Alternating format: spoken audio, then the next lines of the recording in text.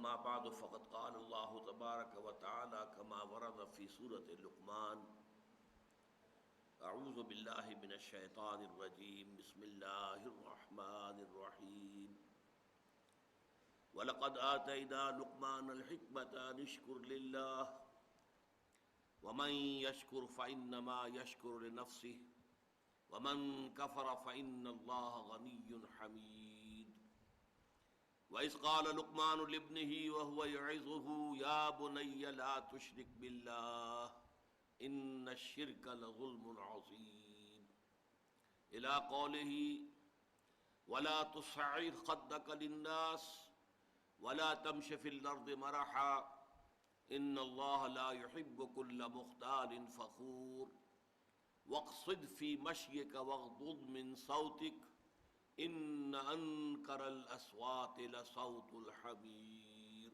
صدق اللہ العظیم رب اشرح لی صدری ویسر لی امری واحلل عقدۃ من لسانی یفقہوا قولی اللہم ربنا الہمنا رشدنا واعصمنا من شرور انفسنا اللہم ارنا الحق حقا وارزقنا اتباعہ وارنا الباطل باطلا وارزقنا اجتنابہ اللہم وفقنا لما تحب وترضى وتقبل منا فإنك خیر المتقبلین اللہم ربنا آنس وحشتنا فی قبورنا وارحمنا بالقرآن العظیم اللہم اجعلہ لنا اماما ونورا وہدى ورحمہ اللہم ذکرنا منہ ما نسینا وعلمنا منہ ما جہلنا وارزقنا تلاوتہ آناء اللیل واطراف النہار واجعلہ لنا حجتا یا رب العالمین آمین۔ مطالعہ قرآن حکیم کے جس منتخب نصاب کا درس سلسلہ وار ان مجالس میں ہو رہا ہے اس کا تیسرا درس سورہ لقمان کے دوسرے رکوع پر مشتمل ہے۔ اس درس کے ضمن میں بھی پہلے دو اسباق کی طرح چار امور جو ہیں وہ تمہیدی ہیں، انہیں نوٹ کر لیجئے، اور ان چیزوں کے حوالے سے آپ کو مطالعہ قرآن حکیم کے ضمن میں بہت سی بنیادی باتیں جو ہیں وہ معلوم ہوگی۔ آپ کو یاد ہوگا کہ پہلا درس ایک مکمل سورت پر مشتمل تھا، سورۃ العصر، اگرچہ وہ قرآن حکیم کی مختصر ترین سورتوں میں سے ایک ہے۔ پھر دوسرا درس ہمارا آیت البر ایک آیت پر مشتمل تھا، اگرچہ وہ ایک آیت ہے لیکن قرآن حکیم کی 20 سورتوں سے اپنے حجم کے اعتبار سے بڑی ہے، اور سورۃ العصر سے تو تقریباً 3.5 گنا بڑی ہے۔ اب تیسری اصطلاح آ رہی ہے رکوع، یہ دوسرا رکوع ہے سورہ لقمان کا۔ پہلے اس اصطلاح کو سمجھ لیجئے۔ قرآن حکیم میں جو بڑی صورتیں ہیں انہیں تقسیم کیا گیا اس لحاظ سے کہ ایک رکعت میں نماز کی جتنا حصہ آسانی سے پڑھا جا سکے، اور وہ ایسا ہو کہ اس میں کہیں مضمون ٹوٹے نہیں، ایسا نہ ہو کہ بات بیچ میں رہ جائے اور امام رکوع کر دے۔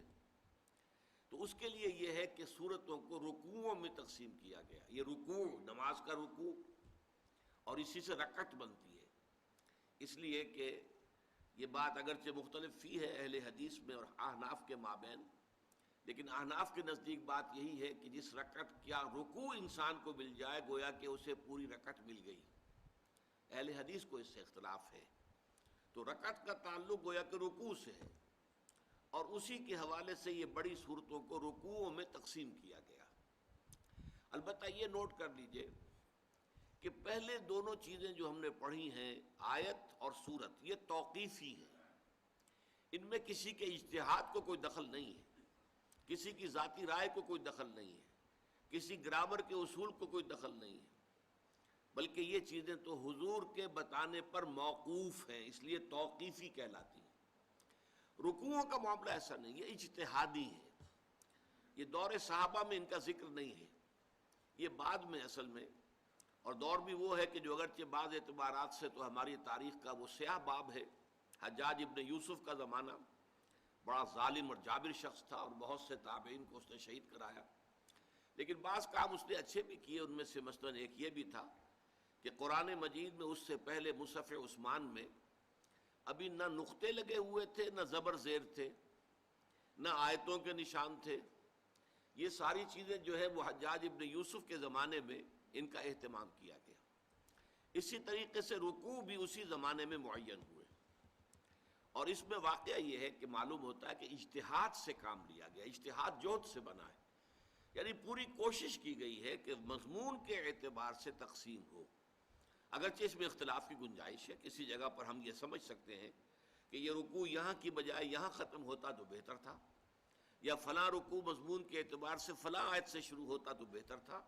اس رائے کے اختیار کرنے میں کوئی حرج نہیں، بیان کرنے میں کوئی حرج نہیں، اس لیے کہ یہ توقیفی امور نہیں ہے، یہ حضور کے بتانے پر نہیں ہے، بلکہ یہ تو ایک اجتہادی معاملہ ہے. اجتہادی معاملے میں اختلاف کی گنجائش ہوتی. اب یہ نوٹ کر لیجئے کہ قرآن حکیم کی 36 صورتیں جو ہیں وہ صرف ایک ایک رکوع پر مشتمل ہیں. سورہ فاتحہ 7 آیتیں، ایک رکوع، اور آخری پارے کی کل صورتیں 37 ہیں، ان میں سے 35 ایک ایک رکوع کی، اس لیے کہ وہ آسانی سے ایک رکعت میں سب پڑھی جا سکتی ہیں. آخری 10-12 صورتیں تو بہت ہی چھوٹی ہیں، لیکن اس سے پہلے بھی جو صورتیں ہیں تو سورہ عبس و تولی سے شروع ہو کر وہ ایک رکعت میں آسانی سے پڑھی جا سکتی، وہ سب ایک ایک رکوعوں پر مشتمل ہے. پھر 2 رکوعوں پر، 3 رکوعوں پر، 4 پر، 5 پر. جو بڑی صورتیں ان میں سمجھیے کہ 2 صورتیں ہیں جو 20 رکوعوں پر مشتمل ہے، ایک مکی ایک مدنی. اسی طریقے سے 2 صورتیں ہیں کہ جو 24 رکوعوں پر مشتمل ہے، ان میں بھی ایک مکی ہے ایک مدنی ہے. اور پھر 24 کے بعد لمبی چھلانگ ہے، سب سے بڑی صورت قرآن مجید کی جو ہے سورہ بقرہ، وہ 40 رکوعوں پر مشتمل ہے. بہرحال یہ سب باتیں میں نے صرف اس اعتبار سے عرض کر دی ہیں کہ یہ ہمارا چونکہ پہلا درس ہے کہ جو ایک مکمل رکوع پر مشتمل ہے، اس کے حوالے سے یہ باتیں نوٹ کر لیں. اس ضمن میں ضمنی طور پر ایک بات اور جان لی ہے. جو پاروں کی تقسیم ہے یہ بھی بہت بات کی ہے، بلکہ اس کے بارے میں تو پتہ نہیں چلتا کس دور میں کی گئی ہے. اور اس کے لیے ایک لفظ میں استعمال کر رہا ہوں، یہ غیر اجتہادی بھی ہے، اس میں کوئی کوشش نہیں کی گئی، بلکہ معلوم ہوتا ہے کہ کسی شخص کے پاس کوئی مصحف تھا، اس نے پارے، اس نے صفحے گن لیے، 30 میں تقسیم کیا، اور پھر صفحے جو ہے وہ گن کر وہ پاروں کے نشان لگا دیے. اور ان میں تو یقیناً بہت حد تک جو ہے اختلاف کی گنجائش ہے، بلکہ بعض جگہوں پر ہمارے ہاں جو پارے بنے ہوئے ان میں بڑا بھونڈا انداز ہے. سورہ ہجر کی صرف ایک آیت جو ہے وہ 13ویں پارے میں ہے، پوری سورہ 14ویں پارے میں ہے. تو ایسی چیزیں بھی جو ہے وہ موجود ہیں پاروں کی تقسیم میں. چنانچہ سعودی عرب میں جو ادارہ قائم ہوا ہے قرآن مجید کی اشاعت اور نشر اور طباعت کے لیے، مجمع فہد نے یہ کام کیا، اور اس میں کوئی شک نہیں، میں سمجھتا ہوں کہ اب تک جتنے قرآن وہاں تباہ ہو چکے ہیں ان کی تعداد کروڑوں میں ہوگی. اور نہایت عمدہ کاغذ پر، بہت عمدہ گلیز پیپر جو ہے، بہت عمدہ، اور جلدیں اس قدر عمدہ، ہم تو یہاں اپنے ملک میں تصور بھی نہیں کر سکتے کہ ویسی عمدہ جلدیں باندھی جا سکتی ہیں جو وہاں پر بنتی ہیں. تو اس میں آپ کے علم میں ہونا چاہیے انہوں نے پاروں میں بھی جو گڑبڑ ہے اس کو رفع کر دیا. چنانچہ 14واں پارہ ربع ماہ سے شروع نہیں کیا ہے، بلکہ سورہ ہجر کے آغاز سے 14واں پارہ شروع کیا ہے، تاکہ پوری کی پوری سورہ ہجر جو ہے وہ شامل ہو جائے اس 14ویں پارے کے اندر. اسی طرح ان کے اندر رکوعوں کا معاملہ بھی نہیں ہے، اگرچہ انہوں نے صدر ضیاء الحق صاحب کے کہنے پر پاکستان میں جو عام طور پر رسم الخط لوگوں کے اندر جو ہے وہ معروف ہے، اس میں بھی قرآن مجید شائع کیے، اور اس میں پھر رکوع وغیرہ کا بھی وہی نظام رکھ دیا کہ جو ہمارے ہاں یہاں پر لوگوں کے لیے معروف ہے. لیکن جو ان کا اصل ہے اس کے اندر یہ کہ رکوع نہیں ہے. ہر پارے کو انہوں نے 2 احزاب میں تقسیم کیا ہے، ہر حزب کے 4 حصے ہیں، گویا کہ 8 حصوں میں ہر پارے کو تقسیم کیا ہے. لیکن میرے نزدیک یہ ہے کہ یہ احزاب جو 8 انہوں نے بنائے ہیں ان سے یہ رکوعوں کی تقسیم بہتر ہے معنوی انداز میں، کہ جو عبارت کا تسلسل ہوتا ہے سیاق و سباق کے اعتبار سے وہ ان رکوعوں کی تقسیم میں زیادہ بہتر نظر آتا ہے. اگرچہ بعض جگہوں پر مجھے بھی اختلاف ہے کہ رکوع یہاں سے نہیں بلکہ یہاں سے شروع ہونا چاہیے تھا، اور یہ میں بتا چکا ہوں، اس میں کوئی قابل اعتراض بات نہیں ہے، اس لیے کہ یہ چیز جو ہے یہ توقیفی نہیں ہے بلکہ اجتہادی ہے. اب دوسری بات نوٹ کیجئے، ہمارے اس منتخب نصاب کا نقطۂ آغاز، وہ آم کی گٹھلی کی مثال جو میں نے دی تھی، وہ تو ہے سورۃ العصر. پورا آم کا درخت، اگر آم کا درخت ہم کہیں منتخب نصاب، وہ پورا سورۃ العصر میں ہے، اور پورا آم کا درخت ہم کہیں پورا قرآن مجید، تو پورا قرآن مجید بھی سورہ عصر میں ہے. لیکن اب سوچنا یہ ہے کہ یہ جو تیسرا سبق ہے اس کی کیا مناسبت ہے اس کے ساتھ. اس کے لیے ضروری ہوگا کہ پہلے ہم ایک رواں ترجمہ کر لیں. وَلَقَدْ آتَيْنَا لُقْمَانَ الْحِكْمَةَ أَنِ اشْكُرْ لِلَّهِ وَمَنْ يَشْكُرْ فَإِنَّمَا يَشْكُرُ لِنَفْسِهِ. اور ہم نے لقمان کو حکمت عطا کی تھی کہ کر شکر اللہ کا، اور جو کوئی شکر کرتا ہے تو وہ اپنے ہی بھلے اپنے ہی نفع کے لیے کرتا ہے.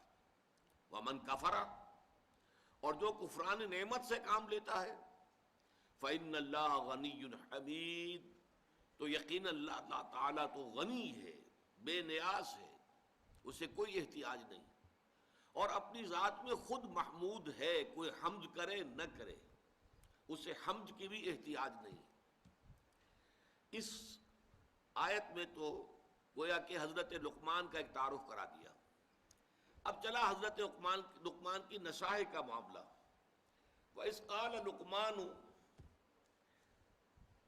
لِابْنِهِ وَهُوَ يَعِظُهُ، اور یاد کرو جب کہ کہا تھا لقمان نے اپنے بیٹے سے، وَهُوَ يَعِظُهُ، اور وہ اسے نصیحت کر رہے تھے، وعظ کہہ رہے تھے، اور گمان غالب یہ ہے کہ یہ انتقال کے وقت کی وصیت ہے.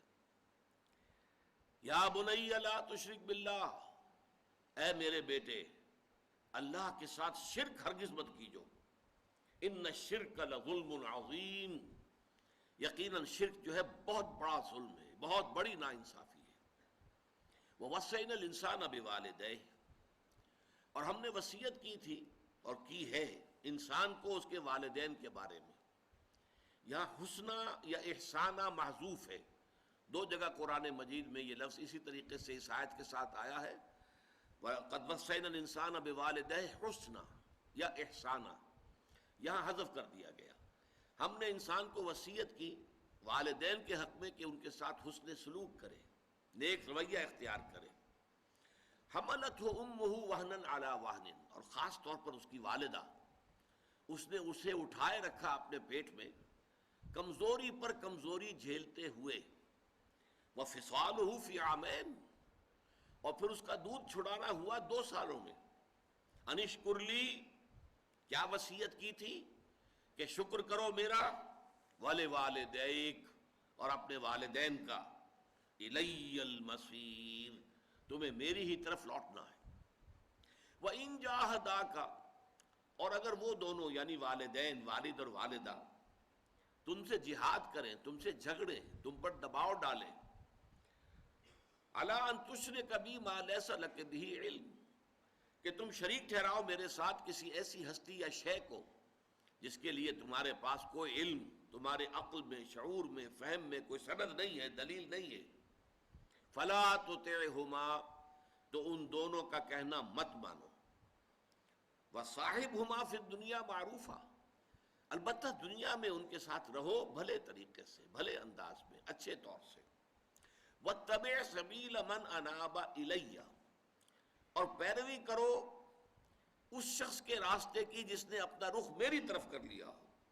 ثُمَّ إِلَيَّ مَرْجِعُكُمْ، پھر میری ہی طرف تم سب کو لوٹنا ہے. فَأُنَبِّئُكُمْ بِمَا كُنْتُمْ تَعْمَلُونَ، پھر میں تمہیں بتا دوں گا اور جتلا دوں گا جو کچھ کہ تم کرتے رہے تھے. یہاں آپ نے نوٹ کر لیا ہوگا کہ حضرت لقمان کی نصیحت جیسے ہی شروع ہوئی اپنے بیٹے کو، ایک ہی آیت کے بعد اس میں اللہ تعالیٰ نے اپنی طرف سے کچھ اضافہ کیا ہے.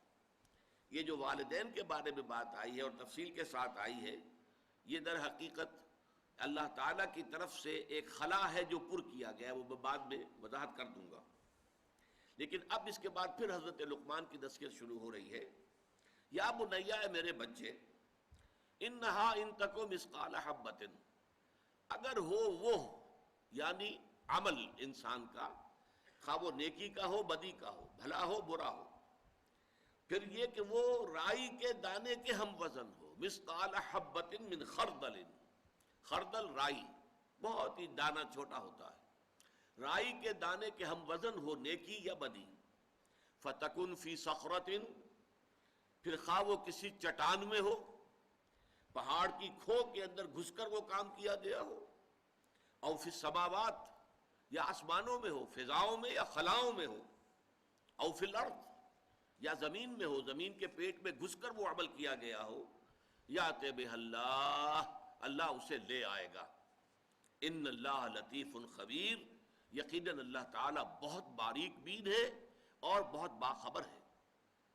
یا بنیا، ہے میرے چھوٹے سے بچے، اقیم الصلاۃ، نماز کو قائم رکھنا، وامر بالمعروف، نیکی کا حکم دینا، ونہی عن المنکر، بدی سے روکنا، واصبر علی ما اصابک، اور پھر برداشت کرنا، صبر کرنا ہر اس چیز پر جو تم پر آئے، جو بھی بپتا آئے، جو تکلیف آئے، جو مصیبت آئے، جو پرسیکیوشن ہو، جو ٹارچر ہو، جو بھی ہو، اس کو جھیلنا، برداشت کرنا. ان ذالک من عزم الامور، یقیناً یہ چیز جو ہے بڑی ہمت کے کاموں میں سے ہے. نیکی کی تلقین کرنا تو شاید جو ہے اس قدر صبر آزما نہ ہو، لیکن بدی پر نکیر کرنا جو ہے یہ برداشت نہیں کیا جاتا.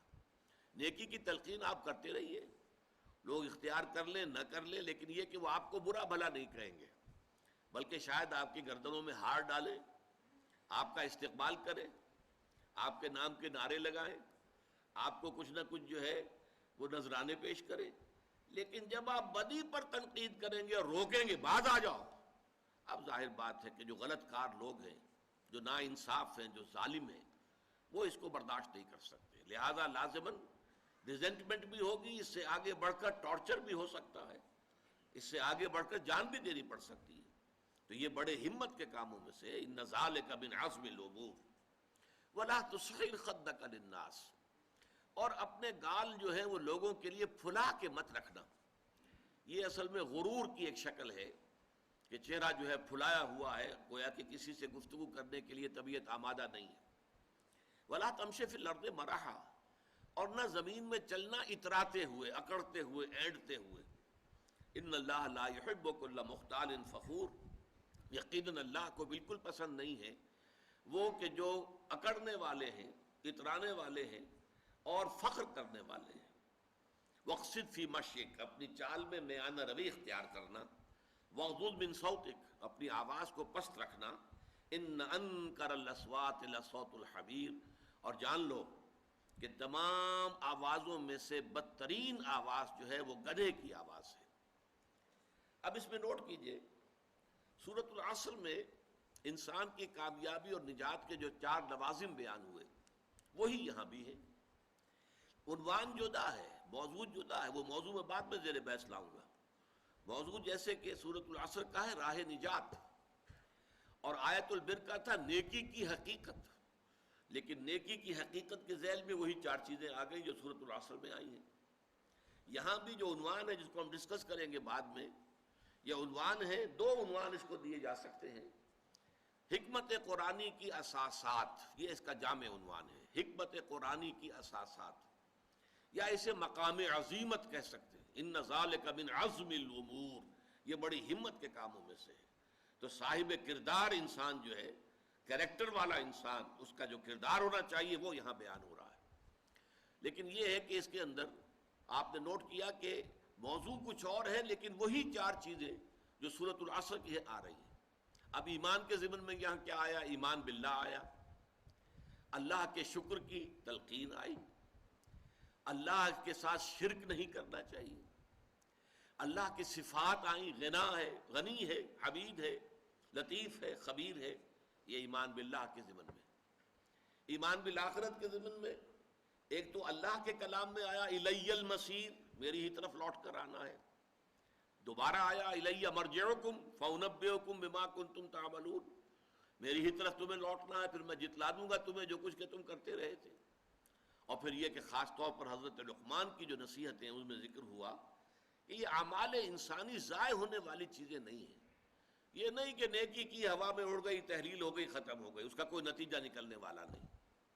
کوئی بری حرکت آپ نے کی، ظلم کیا، تعدی کی، کسی کا حق مارا، چلو ہو گیا، آپ نے کھایا پیا، ہضم کر لیا، بات ختم ہو گئی، کہیں کوئی جواب نہیں، ایسا نہیں ہو سکتا. یہ نیکی اور بدی جو ہے، چاہے وہ رائی کے دانے کے ہم وزن ہو، یہ جمع ہوگی، اللہ ان کو لے آئے گا. یہاں تک جو ہے بات حضرت لقمان نے کہہ دی ہے. گویا کہ جو اصل ہے، جو لب لباب ہے ایمان بالآخرہ، ایمان بالمعاد، اس کا جو اصل ایسنس ہے وہ اس میں آ گیا. تو ایمانیات کے ذیل میں ایمان باللہ اور توحید، ایمان بالآخرہ اور معاد ان دونوں کا ذکر موجود ہے۔ اعمال صالحہ میں حسن سلوک کرنا والدین کے ساتھ، ان کے ساتھ حسن معاشرت، اگرچہ اگر وہ غلط بات کے لیے کہیں، شرک پر دباؤ ڈالے کہ شریک کرو کسی کو اللہ کے ساتھ تو مت مانو، لیکن اس کے باوجود حسن سلوک، ان کے ساتھ معاملہ جو ہے حسن معاشرت کا جاری رکھنا ہے۔ پھر نماز قائم کرو، یہ گویا کہ اعمال صالحہ میں سے الصلاۃ و عماد الدین جیسا کہ ہم پڑھ چکے ہیں، اس کے حوالے سے یہاں پر اس کا ذکر آ گیا۔ پھر یہ کہ خاص طور پر جو ایک میچور انسانی شخصیت ہوتی ہے، اس کی جو کیفیات ہے، اس میں فقر اور غرور کی بجائے تواضع ہونی چاہیے، اس میں بجائے ریاکاری کے انسان جو ہے وہ اپنی نیکی کو چھپانے کی کوشش کرتا ہے، بجائے اس کے کہ اس پر اظہار فخر کرے، نہیں، نہ لوگوں پر دھونس جمانے کی کوشش کرتا ہے، اس کے اندر تواضع ہوتی ہے، تذلل ہوتا ہے۔ اسی طریقے سے میانہ روی، یہ بھی ایک بڑی میچور انسانی شخصیت کا جو ہے وہ اس کا مظہر ہے۔ اور پھر اسی طریقے سے یہ جو ہے آواز کا پست رکھنا، خاص طور پر یہاں پہ اس کا ذکر جب ہم تفصیل سے ہم پڑھیں گے تو بات سامنے آ جائے گی۔ اس کا اصل میں معاملہ ہے جب کہیں آپ کی بحث ہو رہی ہو کسی سے، کوئی آپ کا جھگڑا ہے، اس میں آپ آرگو کر رہے ہیں، تو بسا اوقات آپ نے دیکھا ہوگا جب ایک فریق یہ محسوس کرتا ہے کہ میرا پہلو گر رہا ہے دلیل کے اعتبار سے، تو وہ اپنی آواز بلند کر دیتا ہے، وہ زور سے بولنا شروع کرتا ہے تاکہ آواز کی بلندی سے وہ اپنے موقف کی کمزوری جو ہے اسے کمپنسیٹ کرے، اس کی تلافی کرے۔ یہ ہے وہ شے کہ جس سے یہاں روکا گیا ہے، ورنہ بسا اوقات بلند آوازی کی ضرورت ہوتی ہے۔ جنگ کے موقع پر کمانڈرز جب حکم دیتے ہیں تو بلند آواز کے ساتھ دیتے ہیں، اس کی اپنی جگہ ضرورت ہے، لیکن یہاں یہ ہے کہ عام طور پر انسان جو ہے وہ اپنی بات بیان کرے، دلیل کے ساتھ بیان کرے، لیکن بڑی شائستگی سے بیان کرے، خامخواہ آواز کو بلند کرنے کی ضرورت نہیں۔ تو یہ اعمال صالحہ میں سے یہ چیزیں ہیں کہ جن کا ذکر آ گیا۔ پھر اگلی اصطلاح وَتَوَاصَوْا بِالْحَقِّ، وہ یہاں ایک مکمل جامع اصطلاح کے طور پر بات آئی ہے۔ یہ قرآن کی ایک مستقل اصطلاح ہے جو 10 مقامات پر اسی طریقے سے جوڑے کی شکل میں آئی ہے۔ امر بالمعروف نہی عن المنکر، نیکی کا حکم دینا، بدی سے روکنا۔ اب وہاں تواصوا بالحق، وصیت کرو حق کی، اس وصیت کرو حق کی یہاں پر اس کو 2 حصوں میں تقسیم کر دیا گیا۔ جو نیکی ہے، بھلائی ہے، حق ہے، اس کا پرچار کرو، اسے پھیلاؤ، لوگوں کو اس کی تشویق دلاؤ، ترغیب دو، اور جو بدی ہے، برائی ہے، اس سے روکو، مشورے کے درجے میں بھی روکو، نصیحت کے درجے میں بھی روکو، اور طاقت ہو تو ہاتھ سے روکو، جیسے کہ حدیث میں آتا ہے من رآ منکم منکرا فلیغیرہ بیدہ فإن لم یستطع فبلسانہ فإن لم یستطع فبقلبہ وذلک اضعف الایمان۔ تم میں سے جو شخص بھی کسی بدی کو دیکھے، اس کا فرض ہے کہ اسے طاقت کے ساتھ روکے، ہاتھ سے روکے، اور اگر اس کی طاقت نہ رکھتا ہو تو زبان سے روکے، کہے تو صحیح کہ خدا کے بندو باز آ جاؤ اس کام سے، یہ غلط ہے، یہ حرام ہے، کیوں اللہ تعالیٰ کے غضب کو دعوت دے رہے ہو۔ اور اگر اس کی بھی استطاعت نہ ہو، حالات ایسے ہو گئے ہوں کہ کلمہ حق زبان سے نکالنا بھی ناممکن ہو جائے، زبانیں گدیوں سے کھینچی جا رہی ہو صرف کلمہ حق کے کہنے سے، تو کم سے کم یہ کہ دل میں اس کا برا جاننا، صدمے کا ہونا، انسان اندر کوفت محسوس کرے، اندر ہی اندر کم سے کم وہ پیچ و تاب کھائے، یہ کیا ہو رہا ہے، کیوں ہو رہا ہے، اور اس پر اسے تعسف ہو، رنج ہو، افسوس ہو کہ میں کچھ کر نہیں پا رہا، میں اس کے خلاف آواز بھی نہیں اٹھا پا رہا، کجا یہ کہ اس کو ہاتھ سے روکوں۔ فرمایا وَذَلِكَ أَضْعَفُ الْإِيمَانِ، یہ ایمان کا کمزور ترین درجہ ہے، یعنی اگر یہ بھی نہیں ہے تو پھر ایمان ہے ہی نہیں۔ وائے ناکامی متاع کارواں جاتا رہا، کارواں کے دل سے احساس زیاں جاتا رہا، یہ تو گویا کہ پھر آخری درجے میں گویا کہ ایمان کے فقدان کی علامت ہے۔ اور اس کے بعد جو سورۃ العصر کی آخری شے ہے وَتَوَاصَوْا بِالصَّبْرِ، یہاں وہ بات بھی آ گئی وَاصْبِرْ عَلَىٰ مَا أَصَابَكَ۔ اب یہاں پر بڑی شاندار انداز میں بات آئی، جو شے بھی آئے، جو بیتے جھیلو، جو برداشت کرنا پڑے صبر کے ساتھ برداشت کرو، جو تکلیف آئے اسے برداشت کرو، جو قربانی دینی پڑے اس کے لیے تیار رہو، جان دینی پڑے تو دو۔ آخر سقراط نے جان دے دی تھی نا، کس بات پر؟ کہ بعض چیزیں جنہیں وہ حق سمجھتا تھا، معاشرے نے کہا کہ تم اگر یہ باتیں صرف اپنے دل میں رکھو تو ہم تمہیں کچھ نہیں کہیں گے، پرچار نہیں کر سکتے تم اس کا، تواصی بالحق نہیں کر سکتے. زبان بند رکھو تو زندہ رہ سکتے ہو، اور اگر تم زبان بند نہیں رکھ سکتے تو یہ زہر کا پیالہ ہے. یہ عدالت کے اندر بات ہوئی ہے، یہ زہر کا پیالہ رکھا ہوا، ابھی اس کو پی لو اور اپنی زندگی ختم کر دو. دیر اینڈ دین اس نے وہ زہر کا پیالہ انڈیل لیا اپنے حلق میں اور جان دے دی کہ میرے لیے زندگی جو ہے وہ بیکار ہے اگر میں حق کا پرچار نہ کر سکوں. لہذا اس کے لیے اگر جو ہے انسان کو جان دینی پڑے جان دو. رسولوں نے کیسی کیسی تکلیفیں جھیلی ہیں، آپ کو علم ہے، حضور نے کیسے کیسے مصائب برداشت کیے ہیں. یہ سب کیا ہے؟ حق کی دعوت کے ضمن میں. آخر کوئی اور جھگڑا تو نہیں تھا، کوئی جائیداد کا جھگڑا نہیں تھا قریش سے، کوئی اور جو زن زر اور یہ جو آج کل ہمارے ہاں مشہور ہیں 3 چیزیں جن پر کہ یہ جو جھگڑے ہوتے ہیں، قتل ہوتے ہیں، ان میں سے تو کوئی شے نہیں تھی. لیکن یہ ہے کہ حق کی بات کہنے پر جو بھی تھا، جو ان کو گوارا نہیں تھا. تو یہ آپ نے دیکھا کہ یہ ہمارے منتخب نصاب کا بہت ہی مناسب تیسرا درس ہے. اب آئیے نمبر 4. جیسے آیت البر میں ہم نے دیکھا تھا، بلکہ ابھی تو نمبر 3 پر ہمیں آنا ہے. اس کا موضوع کیا ہے؟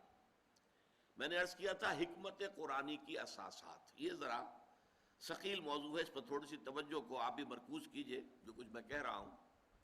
دیکھیے حکمت کسے کہتے ہیں؟ حکمت عقل کی اور انسان کی دانش کی وہ پختگی کی کیفیت ہے جس سے کہ اصابت راہ پیدا ہو جائے اور انسان صحیح کو صحیح سمجھے، غلط کو غلط سمجھے. یہ صلاحیت جو ہے پیدا ہو جانا انسان کے اندر، یہ حکمت ہے، دانائی ہے.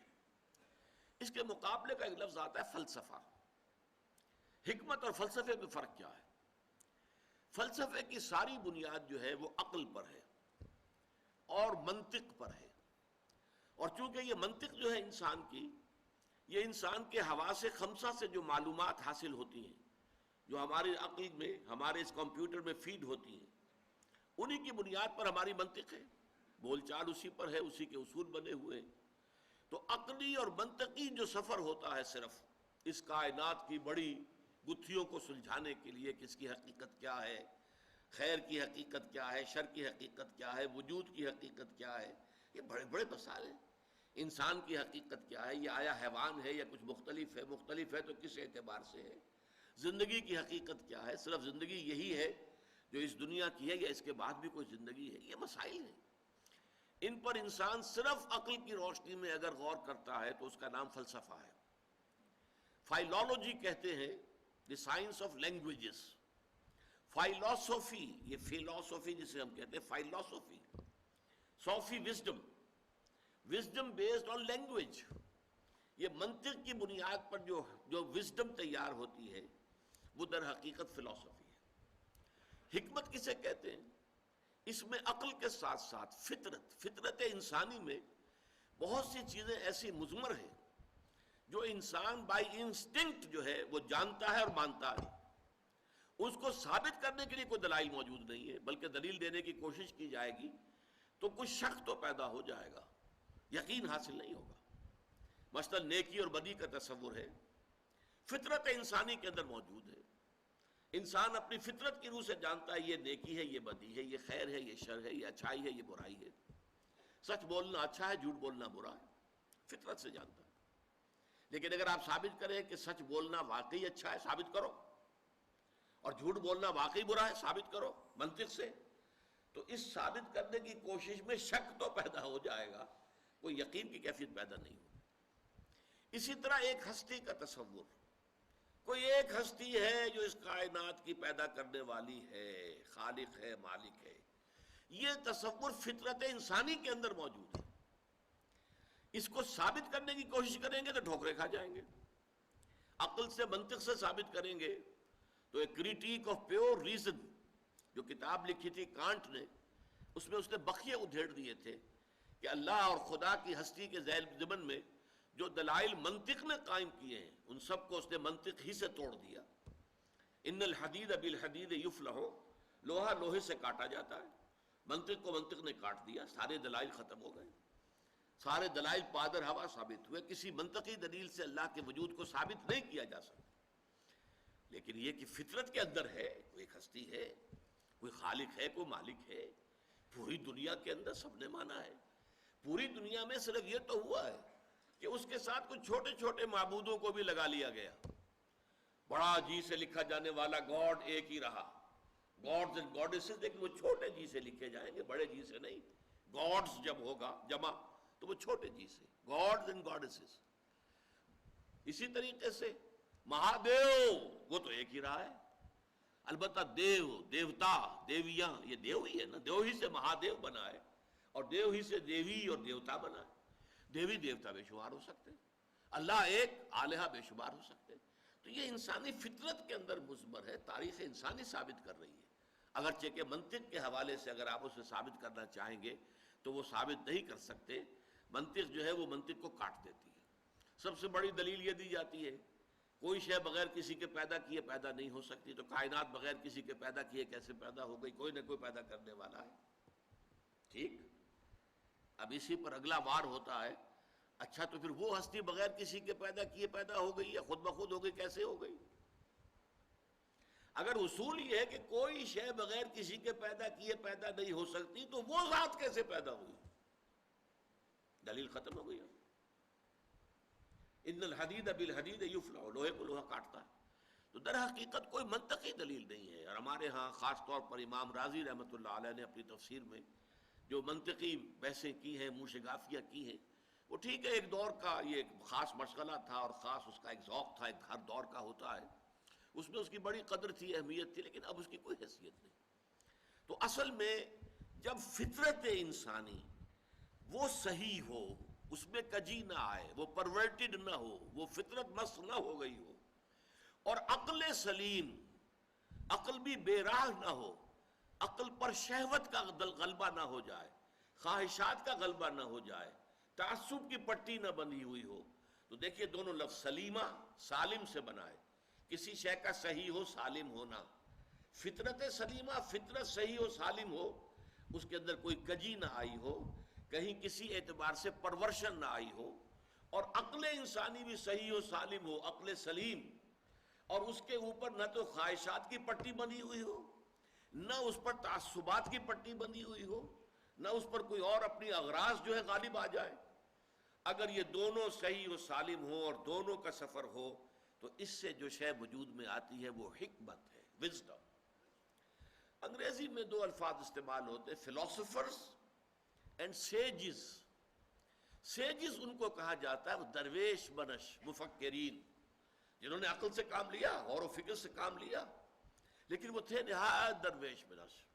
انسانیت, اخلاقی اعتبار سے, ہر اعتبار سے وہ بہت عمدہ نمونے انسانیت کے.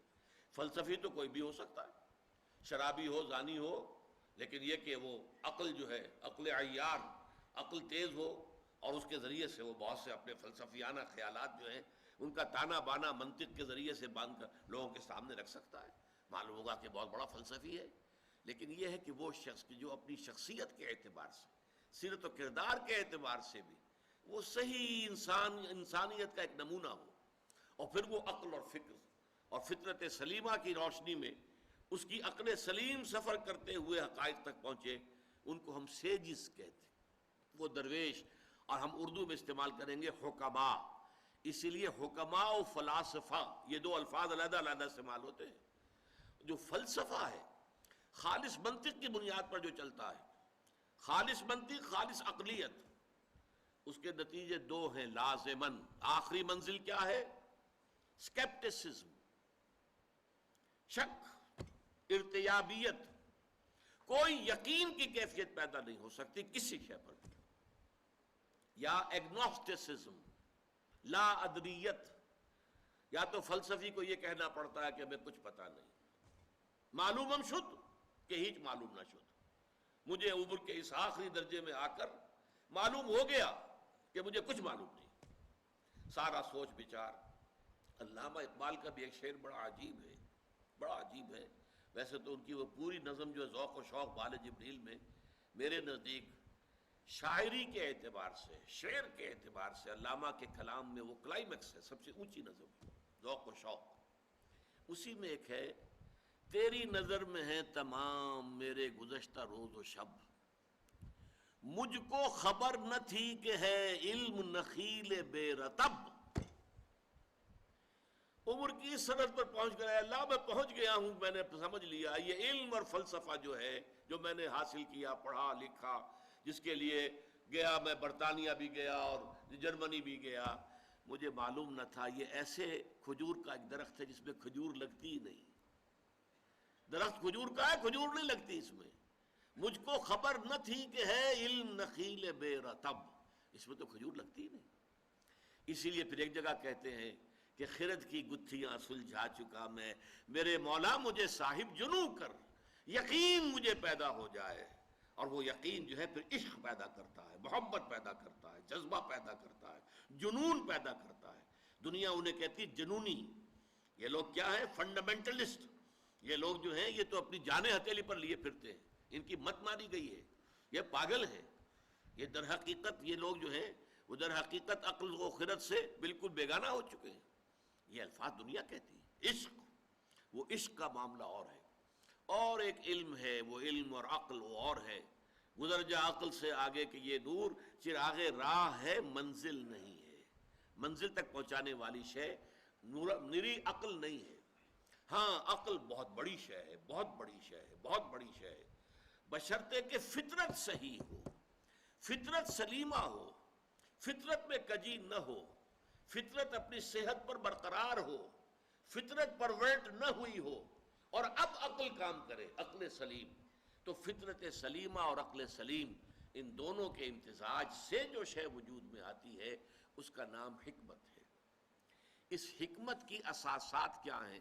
اب یہ گویا کہ علم قرآن کا ایک بہت اہم باب ہے، بہت اہم باب ہے، بہت اہم باب ہے، اس لیے کہ یہ بہت سے ابواب کے لیے کلید ہوگا۔ یہ باتیں دوسری جگہوں پر آتی ہیں حوالوں کے طور پر، یہاں پر اگر اس باب میں، اس درس میں ہم ان کو سمجھ لیں گے تو آگے ہمارے لیے بہت سے مقامات کا سمجھنا جو ہے، کیونکہ یہی در حقیقت اس کے لیے کلید ہیں، وہ ہمارے لیے آسان ہو جائے گا۔ اب تمہیدی اعتبار سے چوتھی بات یہ ہے کہ حضرت لقمان کون تھے، ان کی شخصیت کیا ہے۔ جیسے ہمارے دوسرے سبق میں اس کا موضوع تو تھا نیکی کی حقیقت، پس منظر میں ایک واقعہ تھا، تحویل قبلہ کا واقعہ، جو شمال سے جنوب کی طرف رخ کرنے کا حکم ہو گیا، بیت المقدس کی بجائے بیت اللہ الحرام کی طرف، یہ واقعہ تھا۔ تو لیس البر ان تولوا وجوہکم قبل المشرق والمغرب، یہاں سے بات شروع ہوئی۔ کل نیکی یہی نہیں ہے کہ تم اپنے چہرے مشرق اور مغرب کی طرف پھیر دو۔ اسی طرح یہاں بھی پس منظر میں یہاں واقعہ نہیں، ایک شخصیت ہے۔ حضرت لقمان کی شخصیت کے بارے میں اگرچہ ایک اختلاف ہے، بعض مورخین کے نزدیک یہ عرب بائدہ سے ان کا تعلق ہے۔ یہ اصطلاح بھی نہیں سمجھ لیجئے، عرب بائدہ کہتے ہیں ان اقوام کو کہ جو نسیم منسیہ ہو گئی، عرب کی پرانی اقوام۔ قوم عاد تھی بہت بڑی قوم جس کی طرف حضرت ہود بھیجے گئے تھے، وہ ختم ہو گئی عذاب الہی سے، اس کا وجود نہ رہا۔ قوم سمود تھی بہت بڑی قوم جس کی طرف حضرت صالح بھیجے گئے، وہ ختم ہو گئی، نام و نشان مٹ گیا۔ یہ کہلاتے ہیں عرب بائدہ، پرانے جو ختم ہو گئے۔ پھر یہ عرب عاربہ اور پھر عرب مستعربہ، یہ تین اصطلاحات ہیں، پھر کبھی کسی موقع پر ان کی وضاحت باقی کی کروں گا۔ عرب بائدہ کی میں نے اس لیے کر دی ہے کیونکہ ایک رائے یہ ہے کہ قوم جو عاد تھی اسی میں سے ایک بادشاہ لقمان تھے، لقمان ابن عاد، اور یہ بہت حکیم اور دانا انسان تھے، بہت فہیم، بہت سمجھدار انسان تھے۔ ایک رائے یہ ہے، اور ایک رائے یہ ہے کہ در حقیقت قوم عاد جو ہے جب تباہ ہوئی ہے تو اس کا کچھ حصہ جو ہے، جو بچ گئے تھے اہل ایمان، وہ یمن میں جا کے آباد ہوئے، وہاں انہوں نے ایک حکومت قائم کی، وہاں پر ایک بادشاہ ہوئے ہیں لقمان نام کے۔ لیکن یہ زیادہ تر تاریخی حوالوں سے یہ بات کہی جاتی ہے۔ صحابہ کرام رضوان اللہ تعالی علیہ مجمعین کی جو رائے ہے، جن میں کہ میں آپ کو گنوا دیتا ہوں،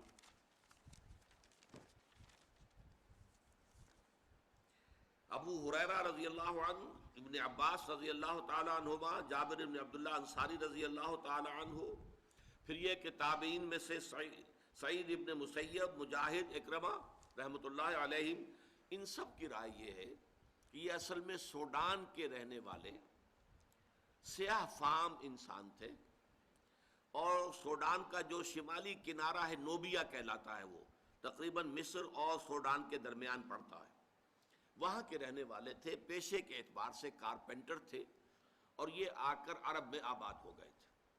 اب یہ گویا کہ اس اعتبار سے یہ کوئی خاندانی اعتبار سے بھی کوئی وجاہت نہیں تھی، پیشے کے اعتبار سے بھی کوئی وجاہت نہیں تھی، کوئی دولت و ثروت بھی نہیں تھی، دنیاوی اعتبارات سے کوئی اس طرح کی معروف شخصیت نہیں، لیکن اللہ نے حکمت عطا کی تھی۔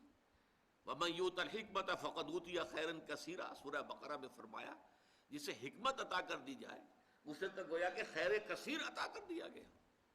تو ان کی حکمت اور دانائی جو ہے اس کی بنا پر ان کے اقوال کوٹ کیے جاتے تھے عرب میں، جو خطباء تھے۔ جیسے میں تقریر کرتا ہوں تو علامہ اقبال کے اشعار جو ہے کوٹ کرتا ہوں، اس لیے کہ میں محسوس کرتا ہوں کہ جو بات میں کہنی چاہ رہا ہوں وہ شاید میں اپنے الفاظ میں اتنی خوبصورت طور پر نہ کہہ سکوں جیسا کہ اقبال نے اس اپنے شعر میں کہا ہے، تو بات کو واضح کرنا مقصود ہے نا، تو اس لیے آپ حوالہ دیتے ہیں۔ پھر اس اعتبار سے بھی کہ انہیں مانا جاتا ہے، مسلم ہے، حکیم الامت ہے، بہت بڑے فلسفی ہیں، بڑے دانا انسان ہیں۔ تو یہی کوٹ کرنے کا انداز تھا عرب میں کہ شعراء اور خطباء یہ کوٹ کیا کرتے تھے۔ چنانچہ امرؤ القیس جس کو کہا جاتا ہے کہ عرب شعراء کا سردار، بادشاہ، اسی طرح حضرت لبید جو سبع معلقہ کے شعراء میں سے آخری تھے اور ایمان لے آئے تھے، عاشا اور طرفہ وغیرہ ہم، یہ جو اشعار جو شعراء ہیں ایام جاہلیت کے، یہ اپنے اشعار میں بھی لقمان کے اقوال کا، دیکھو لقمان نے یہ کہا تھا، دیکھو لقمان نے یہ کہا تھا، اس اعتبار سے ان کا چونکہ حوالہ دیا جاتا تھا۔ اور بلکہ تاریخ میں یہ آتا ہے کہ حضور صلی اللہ علیہ وسلم سے ایک شخص نے آ کر معاملہ کیا تھا، سوید ابن صامت نے۔ اس نے یہ کہا تھا 3 سال قبل ہجرت سے مکے میں آیا اور کہا کہ اے محمد، میں نے سنا ہے تم بہت عمدہ کلام پیش کرتے ہو، تو میرے پاس بھی ایک کلام ہے جو بہت عمدہ ہے، میں اپنا کلام پیش کرتا ہوں، تم کیا کلام پیش کرتے ہو، تم لاؤ۔ تو اس نے خود جو ہے حضرت لقمان کے نصائح کو پڑھ کر سنایا۔ ان کی کوئی چیزیں جو ہے یہ صحیفہ لقمان کے نام سے وہاں پر موجود بھی تھا، عرب کے اندر موجود تھا۔ اب بھی اس نام سے کچھ کتابیں مغرب میں بھی بکتی ہیں، لیکن ان کی اوتھینٹسٹی جو ہے وہ ظاہر بات ہے کہ یقینی نہیں ہے۔ پھر حضور نے قرآن مجید پڑھ کر سنایا تو اس شخص نے تسلیم کیا، واقعتاً جو کلام آپ پیش کر رہے ہیں وہ بہت بلند تر ہے، بہت اعلیٰ ہے، بہت عرفہ ہے۔ اگرچہ یہ کہ اس کا ایمان لانا ثابت نہیں، ایمان نہیں لایا، واپس چلا گیا اور پھر جنگ بعاث میں مارا گیا۔ بہرحال قرآن مجید میں اسی انداز سے اتمام حجت کے طور پر پیش کیا جا رہا ہے حضرت لقمان کی نصائح کو، کہ دیکھو لوگوں، اے قریش کے لوگوں، جن باتوں کی تعلیم محمد تمہیں دے رہے ہیں صلی اللہ علیہ وسلم، جن باتوں کو ماننے کی دعوت دے رہے ہیں، تم جسے ایک حکیم اور دانا انسان سمجھتے ہو، جس کے اقوال کو تم کوٹ کرتے ہو، تمہارے خطباء اور شعراء جس کا حوالہ دیتے ہیں، اس کی بھی بنیادی تعلیم وہی تھی کہ جو آج محمد پیش کر رہے ہیں صلی اللہ علیہ وسلم۔ بارک اللہ لی ولکم فی القرآن العظیم ونفعنی وإیاکم بالآیات والذکر الحکیم۔